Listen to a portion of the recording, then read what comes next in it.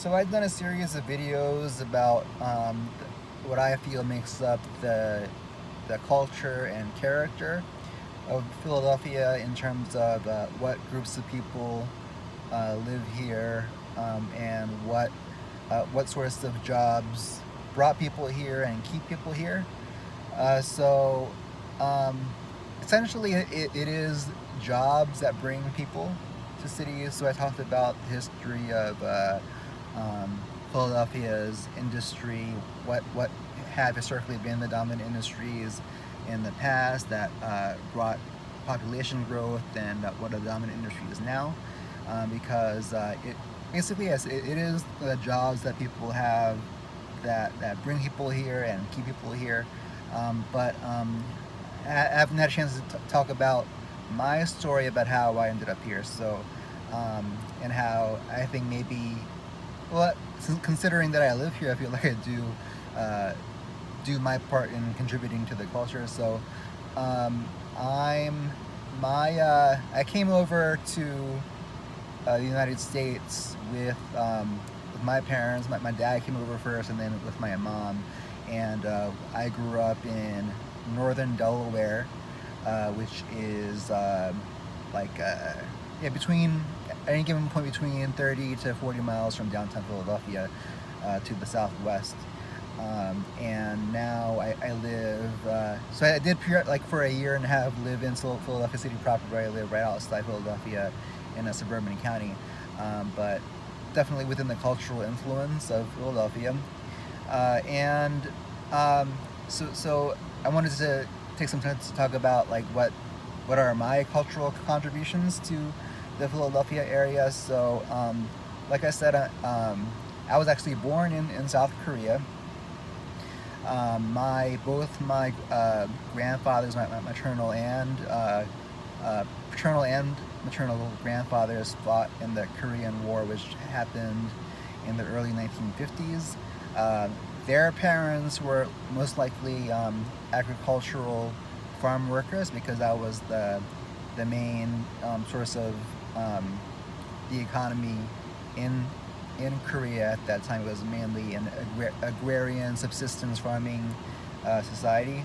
After the Korean War, so yeah, when my both my, well all of my grandparents grew up during the years of Japanese occupation, um, or they were at least born during that time. I know my grandfathers, they pretty much grew up during Japanese occupation when Korea was a Japanese colony from 1890 to the just before the start of the Korean War, at the end of World War II. And then after the Korean War, South Korea was among the poorest countries in the world, with the lower GDP than Ethiopia, Yemen, poorer than India in the 1950s. So and it after the Korean War, it stayed poor from 1950 to about 1960. During both my parents were born in the 50s, so they were born into poverty. And then in the early 60s, there was a military coup, and basically a military dictatorship like took power up until the late 80s. But the person that took power in the military coup was largely responsible for the rapid economic growth. And the rapid economic growth was able to occur due to government investment in education and also vocational training programs. Um, both um, Both my parents, my mom graduated from the most prestigious public university in South Korea. My dad from the most prestigious private university. Um, and So that rapid growth was through direct government investment in education, and also what we know as like Hyundai, Kia, Samsung, LG. These are family-run conglomerates called Chaebol, and they grew through government subsidies, guaranteed loans, foreign aid, and direct investments from the government through basically cronyism, but they were given those investments as long as they followed the strategic plans of economic growth coming from the central government. So we were able to come because my aunt was was an RN.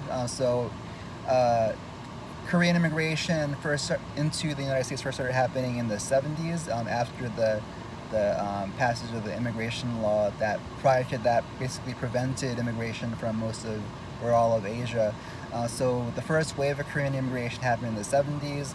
I think my aunt came over either in the late 70s, early 80s I believe probably as the H-1B visa because she was a trained nurse. A lot of immigrants were able to come over due to their skills in science and medicine. So being that she was a medical worker, a nurse, she was able to come, and then once she was able to get permanent residency, I don't know if she became a citizen before we got here, but like once you have permanent residency here, it's easier for family members to apply for visas and get permanent residency. So that's how my aunt's my dad's sister. My dad came over first, started working in siding as a siding contractor, and then my dad probably came over in like 1987, 88, and then my mom and I, we came over in 1990, and then within a year or two of us being in the States, my parents opened up their own small business. They were first it was a shoe repair and gift shop business, and within a couple of years became a cleaners / shoe repair, and then later transitioned fully into a dry cleaning business, and they still operate their dry cleaning business now. And I had gone through, my parents paid for private education at a private Christian school from pre-K to 6th grade, after which I went to the local public school district. As I said, both my parents graduated from the top universities in Korea. I didn't really apply myself as well in school, and went to the Air Force, United States Air Force for 4 years, and used my GI Bill to go to college, but it was in a non-traditional college, mostly for working adults who were taking college classes. Got my bachelor's degree, and now I'm a recruiter for a staffing referral agency, primarily staffing for behavioral health and school service type jobs. So in that sense, I think that's how my story fits into the Philadelphia story. As the Philadelphia area, though Koreans aren't a huge portion of the people that live here, but there is still a significant Korean population in Montgomery County and in northern Delaware, where I'm from. In the Philadelphia metro area, their Korean community has grown more in the past like 10-20 years. So that's what I bring culturally to Philadelphia, and I feel like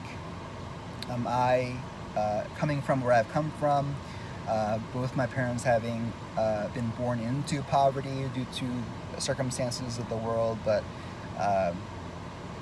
we're here now. Parents are alive and well.